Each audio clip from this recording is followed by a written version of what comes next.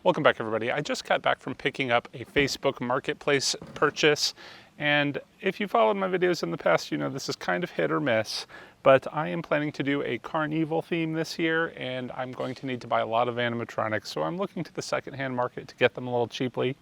So I know what I'm going to get might be a shot in the dark, I guess, but this is a clown. It's a 6.5 foot towering clown from Spirit, I believe.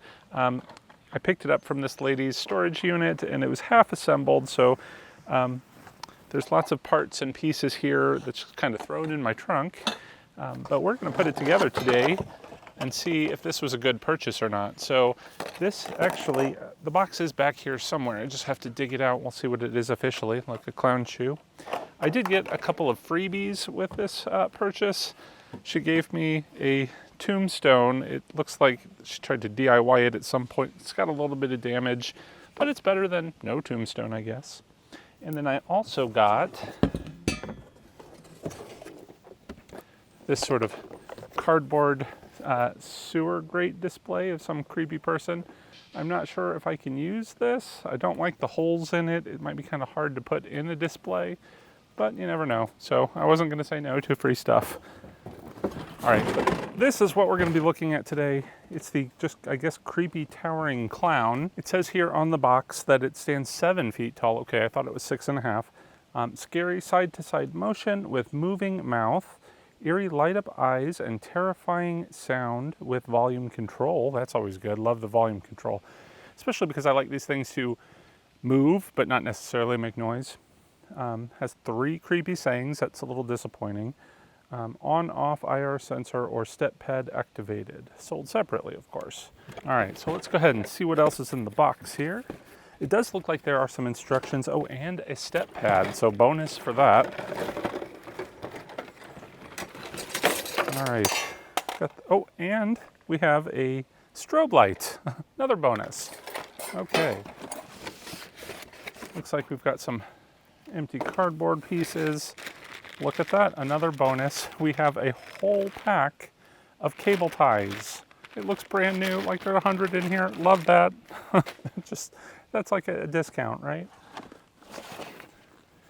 Got the creepy clown head. And we have instructions, which I'm a little surprised because she said it was going to, or I'd probably have to watch a video to figure out how to assemble it. I don't think she knew who I was. But we have instructions if we need them.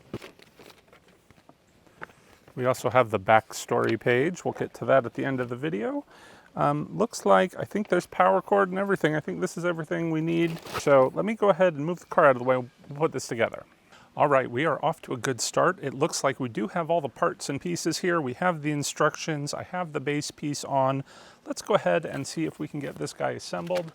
It looks like it should be pretty easy. Most of the pieces are labeled, and I think we're just going to build them up by letter. The base is labeled A, then we have this extra support piece labeled B, so let's go ahead and connect those. It is just the simple push button connector. It locks it into place. I like that much, much better than any sort of pressure fitting, so we know this is not going to come apart when we lift it up and move it. Got a couple of big clown shoes marked C. Let's go ahead and put those on. And then we have a couple of other sort of, I guess, thigh pieces labeled D and E. Now they do look similar. I'm not sure if they are different or not, but the instructions do specify we're going to put D in the front leg. So I'm just going to go ahead and do that now. All right, so the longer pieces of styrofoam are going to go in the lower section. There is a slit in the cylinder. We're just going to pop it right on top of the pole. Pretty easy.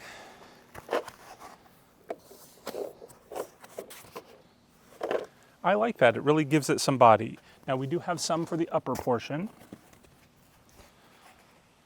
And I can see these are too long because I have forgotten to put on these other metal pieces. Again, if I were paying attention to the letters, I would have known that. So it looks like we work from front to back according to the instructions. So the G is going to go on the front leg. The H is going to go on the back leg. And then the styrofoam pieces, which are I, are just going to go right on top.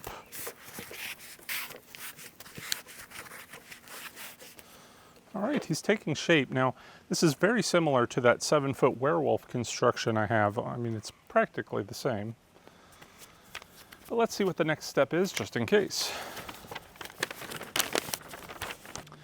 The next step is my most dreaded step of any of these animatronic builds, and that is always putting on the clothing. I always find it to be such a challenge. You got to shimmy things on. It's not, you know, it would be so much better if there were like a seam in the back, like of these pants, and then you could just put it on and Velcro that seam on. But, all right, we're halfway there. It seems like this might not be so challenging, but we're only halfway, so.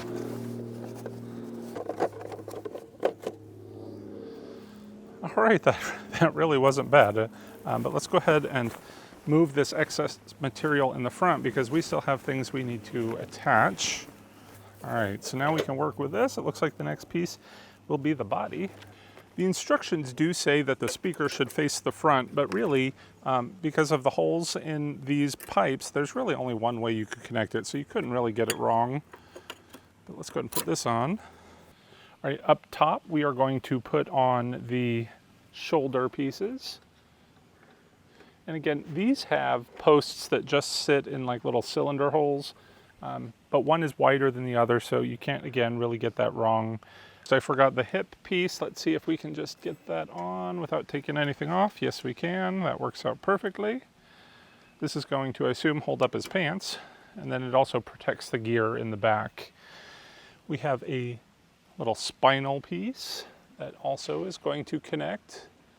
Only one way it can go in. And this is interesting. I don't think I've seen this before, but we have this hard plastic sort of chest piece. That's going to give it, I guess, a little bit of body up front.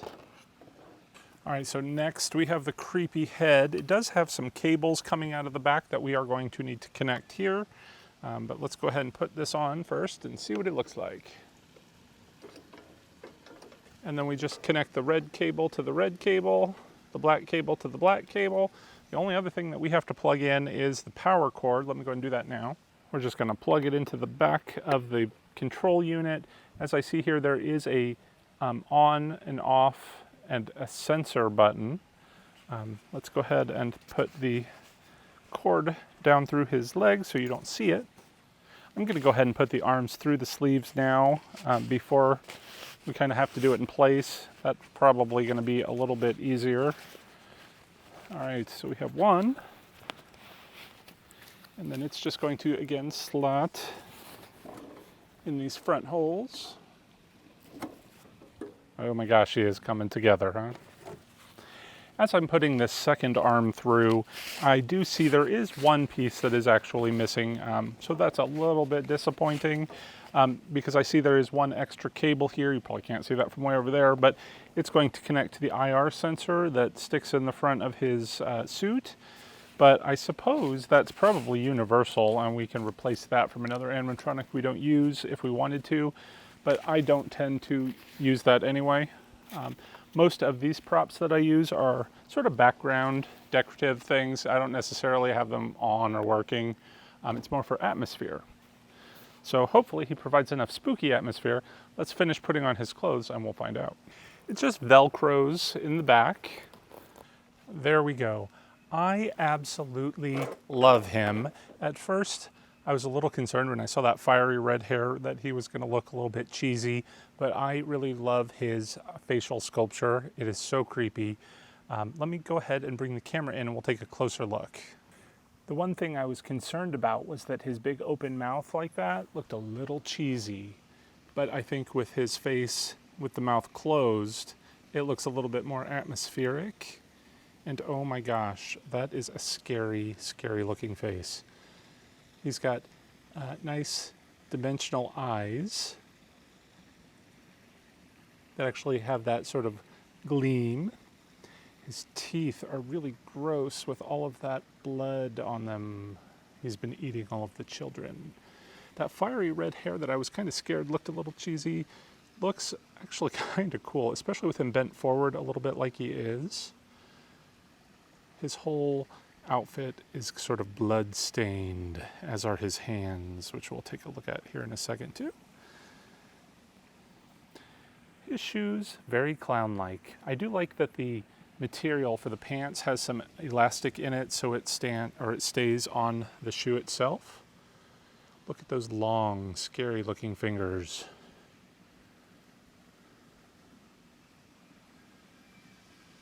And then if we take a look in the back, you can open up the back material here. You can see there's a lot of room to maneuver, and there is our control box again with the on, off, and volume. I've got him plugged in. I did go ahead and test the step here pad, but unfortunately it doesn't work, and I found that I have a lot of problems with that. I don't know if I do them weirdly and it doesn't work, or if they're just junk all the time and they just tend to stop working, but it isn't. So I've got to turn him on, and I think he just seems to continuously play because again, I'm missing that IR sensor. Which would have been much better in this instance. So let me go ahead and turn him on, and we will listen to his phrases. I'm starting a new juggling act. I'll need a hand from one of you, and a head, and a foot. Oh, any part will do.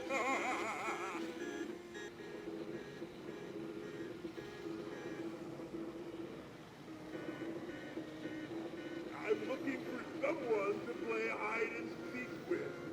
You go hide and I'll come find you. Start running!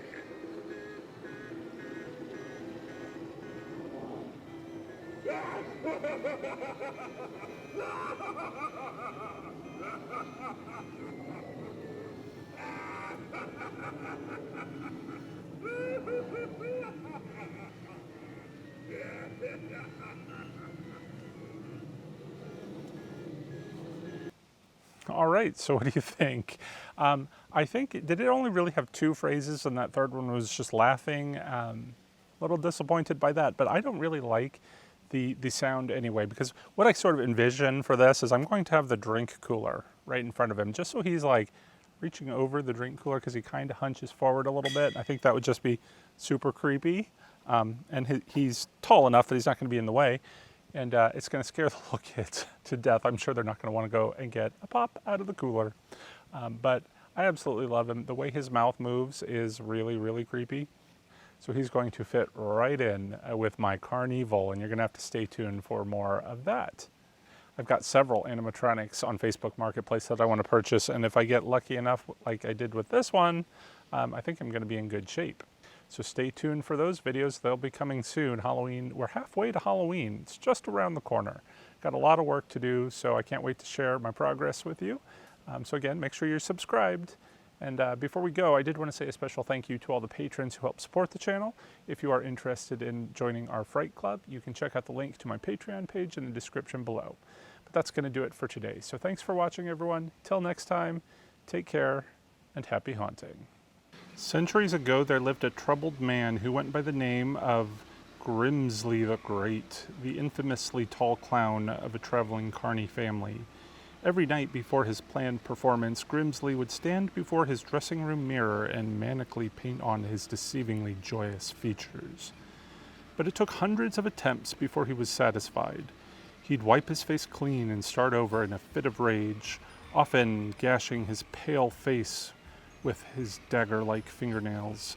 Some say you could hear his blood-curdling screams miles away from his dressing room. From afar, this quirky clown seemed quite the eccentric, but little did onlookers know that this sinister soul was hiding a dark secret, a master plan, if you will, to collect and transform innocent bystanders into human oddities for show business.